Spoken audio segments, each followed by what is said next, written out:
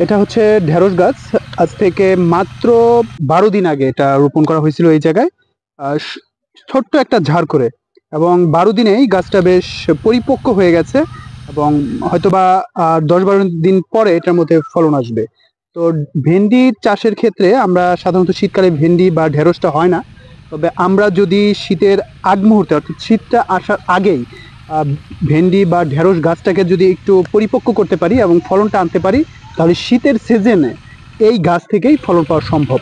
এবং শুধুমাত্র এই ঝাড় না, আরো কয়েকটা ঝাড় আছে যে ঝাড়গুলোতে আসলে ভেন্ডি লাগানো হয়েছে এবং একটা একটা করে ছোট্ট জায়গায় আসলে ঝাড় করে সেই জায়গায় বীজ বপন করা এবং সেখান থেকেই আসলে গাছগুলো হচ্ছে।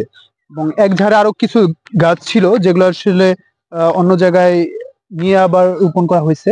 মোট কথা 8-10টা ঝাড় যদি করা যায় ভেন্ডির, তাহলে কিন্তু শীতের পুরো সিজনে আসলে ভেন্ডি খাওয়া যায়। আসলে ঢেঁড়স গাছ নিয়ে বেশি কথা বলছি কারণ ঢেঁড়স গাছটা এটা আমি অনেকবার পরীক্ষা করছি এবং পরীক্ষার পরেই কিন্তু আমি বলছি যে শীতের সিজনে যদি আসলে ঢেঁড়স খেতে চাই তাহলে এই সেপ্টেম্বর বা অক্টোবরের মাঝামাঝিতে কিন্তু রোপণ করতে হবে।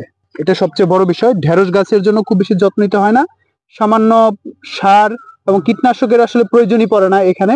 আমি যদিও বাণিজ্যিক ভাবে কথা বলছি না, এটা হলো বাড়ির যে পরিত্যক্ত জায়গায় যে জায়গাগুলো রয়েছে সেখানে আসলে ফসল উৎপাদনের জন্যই আমি এই কথাগুলো বলছি। যে জায়গায় আসলে আপনার খুব বেশি সময় দিতে হবে না, শুধু বনে রাখলেই হবে এবং একবার গাছ হয়ে গেলে সেখানে আসলে ফল আসতেই থাকবে।